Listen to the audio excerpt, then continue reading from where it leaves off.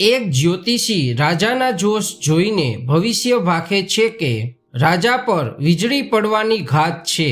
ચૈત્ર મહિનામાં જ્યારે તોફાન કે વરસાદના કઈ એંધાણ પણ ન હોય ત્યારે આ વાત કેમ માનવી તેમ સમજીને રાજા તેમજ અન્ય લોકો જ્યોતિષી પર હસે છે। પછી શું થાય છે? શું ખરેખર વીજળી પડે છે? તો તે જોવા જુઓ આ વિડીયો। ઈડર શહેરમાં કાઠિયાવાડના અમરેલી ગામથી કોઈ જ્યોતિષ જાણનારો બ્રાહ્મણ આવ્યો છે।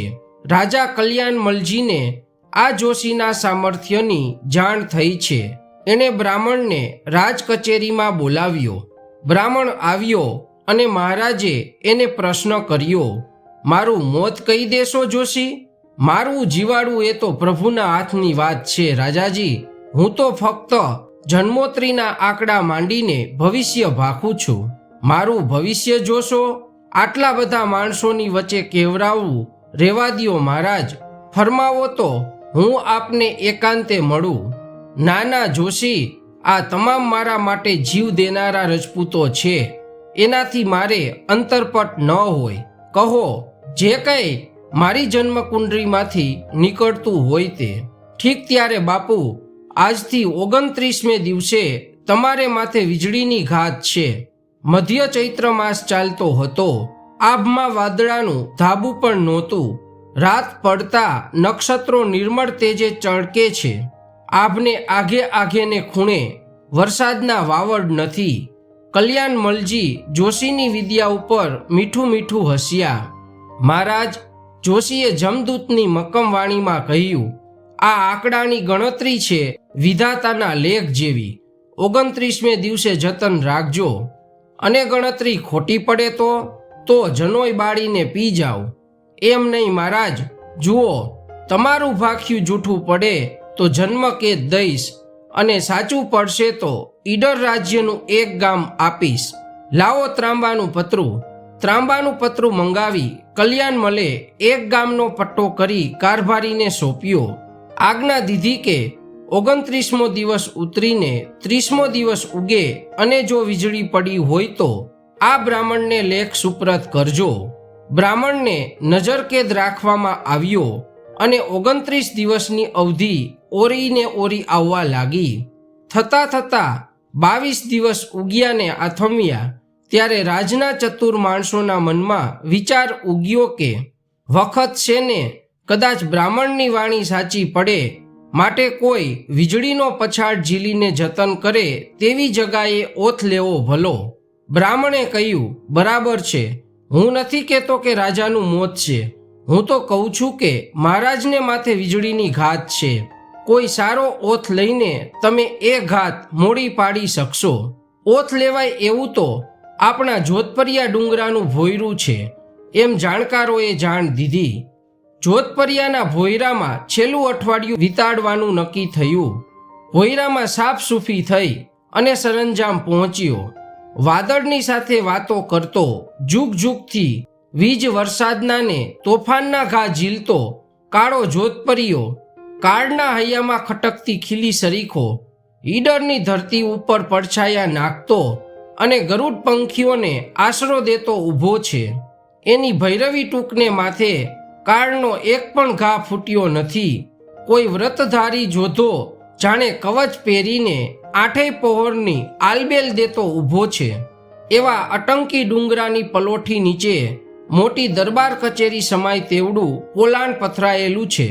એ પોલાણની અંદર 22મા દિવસની સંધ્યાને સમયે રાવ કલ્યાણ મલજીએ પોતાની થાળીમાંથી કોળીઓ લેનાર તેવડાને બુઝર્ગ મળી 500 સંગાથીઓ સાથે રહેઠાણ આદર્યું।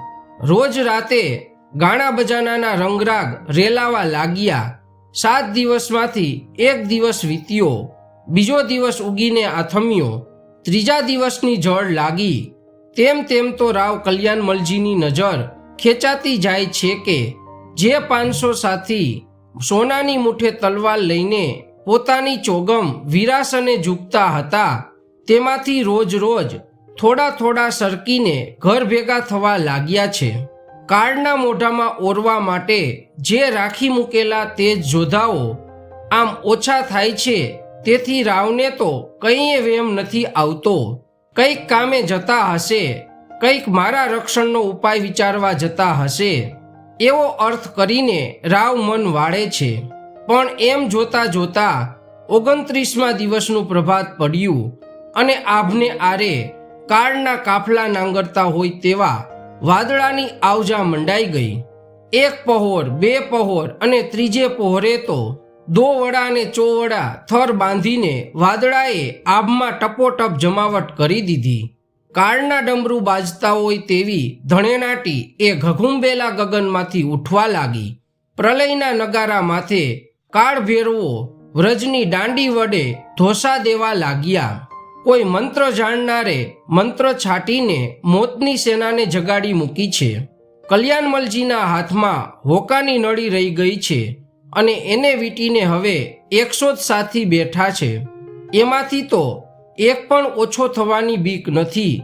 પણ જેમ જેમ તોફાનના મંડાન જામતા ગયા અને આભના ગળે દાઢથી જોધપરિયો ડુંગર ગુંજવા લાગ્યો તેમ તેમ કલ્યાણમલે દીઠું કે પોતાની હજુરમાંથી એક પછી એક સાથી નોખા બહાના બતાવી લપાતો લપાતો સરતો જાય છે. એમ થાતા થાતા બપોર ટાણું થયું ત્યાં તો 500માંથી 495 ફટકિયા મોતી વીણાઈને બહાર નીકળી પડ્યા અને બાકી રહ્યા 80 વર્ષના 5 બુઢાઓ. એ 5 ડોસા કઠણ છાતી કરીને રહ્યા તો ખરા, પણ રાવ કલ્યાણમલથી આઘેરા જઈને ભોયરાના છેટા ખૂણામાં લપાતા બેઠા. પોતાના અન્નદાતાની પાસે બેસવાથી તો એને પણ વીજળી પડવાની બીક હતી.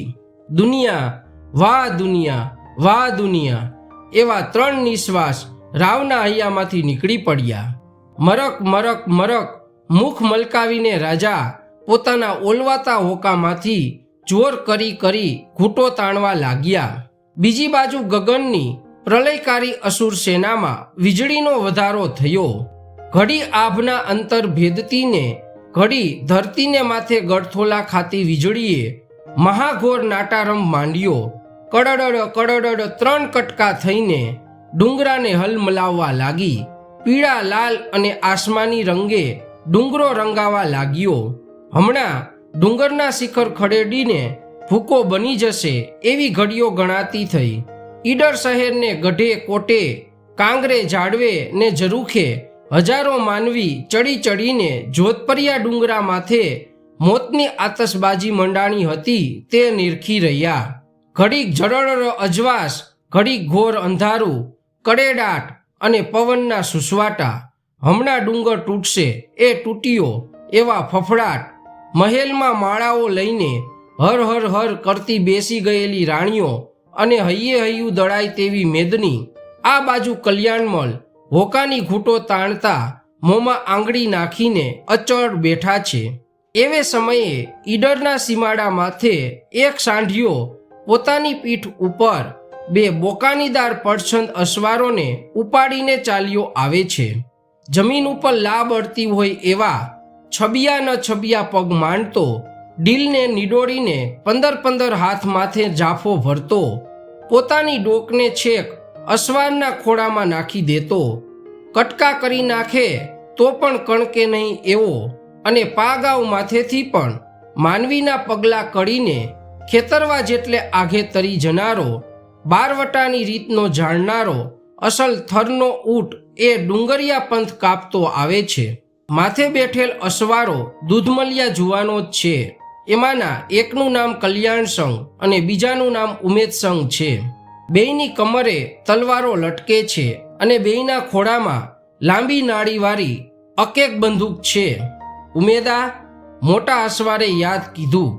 બોલો ભાઈ ઉમેદા, જોજે હો, થડકારો થાય નહીં. આજ નાનકડી લૂંટમાં કોક બિચારા નવાણિયાને કૂટવામાં નથી રોકાવું.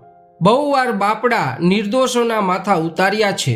આજ તો ઈડર રાજનો મૂછનો વાળ હોય તેવાને જ ફૂંકી દેવો છે હો, ભલે ત્યાં કટકા થઈ જઈએ.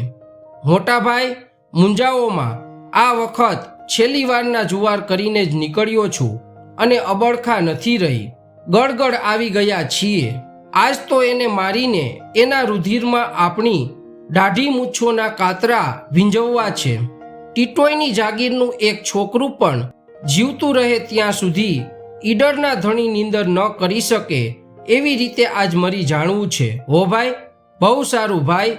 આ હા હા, પણ આ શો મામલો? ગઢનો કાંગરે કાંગરો ને ઝાડની ડાળીએ ડાળી આ સજીવન કા? કાળી રાતે ક્યાંય નહીં ને જોધપરિયા માથે વીજળી કાં ગળથોલા ખાય? અરે પણ સીમાડે ક્યાંય એંધાણ નહીં ને શહેરમાં આ મેઘાડંબરને વાવાઝોડું ક્યાંથી? બંને જણા અજાયબીમાં ગરકાવ થઈ ગયા. ગગનના કડાકા સાંભળી બંનેની વજ્રસી છાતી પણ થડક થડક થઈ વાદળના વાજિંત્ર સાથે તાલ દેવા લાગી ગઈ. અજવાસના ઝબકારામાં બંનેની આંખો અંજાઈ જવા લાગી. થોડી વારમાં તો સાંઢિયો ઈડરના દરવાજા પાસે આવીને ઊભો રહ્યો અને આગલા અસવારે દરવાનને હાક દઈ પૂછ્યું, આ બધું શું છે આજ? ઉઘાડી તલવારે ટહેલતા પહેરે ગીરે ટૂંકો ટચ ઉત્તર દીધો, રાવ સાહેબને માથે વીજળી પડનારી છે. કોણે કહ્યું? અમરેલી ગામના જોશીએ. ક્યાં છે રાવ? જોધપરિયાના ભોયરામાં. કોણ કોણ છે સાથે? હતા તો 500, પણ અટાણે 5 રહ્યા, તે પણ આઘેરા જઈ બેઠા છે. ઉમેદા, સાંઢિયાને હાકીલે જોધપરે, એમ કહીને કલ્યાણ સંઘ પાછલા કાંઠામાં ટટાર થઈ ગયો. જોધપરિયા માથે ઊંટ વહેતો થયો. કોટને કાંગરેથી માનવી જોઈ રહ્યા કે સાંઢિયાના અસવારો જોધપરીએ મરવા માટે જાય છે. વીજળીના અજવાસમાં ઊંટ અનેક રંગે રંગાતો આવે છે. ગડગડાટ કરીને ખાઈ જવા તત્પર થયેલા આભ સામે છાતી કાઢીને મરણિયો ઊંટ ફાળ ભરતો ચાલ્યો જાય છે. અસવારોએ ડુંગરાની તળેટીમાં ઊંટ જોકાર્યો. ઊંટ ઝૂક્યો ન ઝૂક્યો ત્યાં તો બંને અસવાર સપાટામાં ઠેકડા મારી ઉતર્યા. ભોયરાને બારણે દાખલ થયા. ઉમેદા, જોજે હો, તું કાંઈ કરતો નહીં, હું જ હિસાબ ચૂકવીશ. એટલું કહીને કલ્યાણ સંઘ દાખલ થયો. અંદર જઈને જુએ તો હલમલીને તૂટું તૂટું થતા ડુંગરાની નીચે જીવતા માણસનું પ્રેત બેઠું હોય તેવા રાવ કલ્યાણમલને બેઠેલ દીઠા, એકલો નિરાધાર અને મરતાની અણી ઉપર. કલ્યાણ સંઘના અંતરમાં ઉભરો આવ્યો, આ હા હા, મારો ભાઈ ઈડરનો છત્રપતિ એકલો. મોટા ભાઈ, ભારી લાગ મળ્યો, ફૂકી દઉં છું. જે મોરલી, એમ કહીને જ્યાં ઉમેદ સંઘ બંદૂક ઉગામવા જાય છે ત્યાં તો કલ્યાણ સંઘે ઉમેદાનો હાથ ઝાલ્યો. ઉમેદા, જામગરી ઓલવી નાખ. બેઉ ભાઈ રાવની પાસે જઈ ઊભા રહ્યા. કોણ તમે? બોલતા જ રાવનો અવાજ ફાટી ગયો. અમે કોણ? નથી ઓળખતો બાપ? તે રાન રાન ને પાન પાન કરી નાખેલ તારા ભાઈ, ઓળખ્યા કે નહીં? એટલું કહીને બંને જણાએ બુકાની છોડી. સુસવાટા વાયરામાં બંનેની વાકડી મૂછો ફરકી રહી. આ કોણ? કલ્યાણ? ઉમેદા, તમે આવી પહોંચ્યા? હા બાપ, અટાણે ન આવીએ તો પછી ક્યારે? કહીને કલ્યાણ સંઘે કરડું હાસ્ય કર્યું. ભલે આવ્યા કલ્યાણ. ઉમેદા, બ્રાહ્મણની વાણી સાચી પાડવા ભલે આવ્યા. તમારા મ્યાનમાં પણ વીજળી છે ને? ખેંચો ભાઈ. સાંભળીને બહારવટિયાની આંખ પલળતી દેખાઈ. બહારવટિયા કાંઈ બોલી ન શક્યા. ત્યાં તો કડડડ ડુંગરો કડેડ્યો અને રાવે કહ્યું, કલ્યાણ સંઘ ભાઈ, તું ભાગી જા, હમણાં વીજળી પડશે. ભાગી જાવું હોત તો આવત જ શા માટે? અને તને બહુ વહાલા હતા તે તો ભાગી ગયા. એની ભંભેળનીથી તો તે અમારો રોટલો જૂટવ્યો છે. કડડડ બીજી વાર મોતનો સાદ પડ્યો અને મોટેરા બહારવટિયાએ કલ્યાણ સંઘ રાવનો હાથ ઝાલ્યો. ઊઠ, ભાગી જા, બહાર નીકળી જા.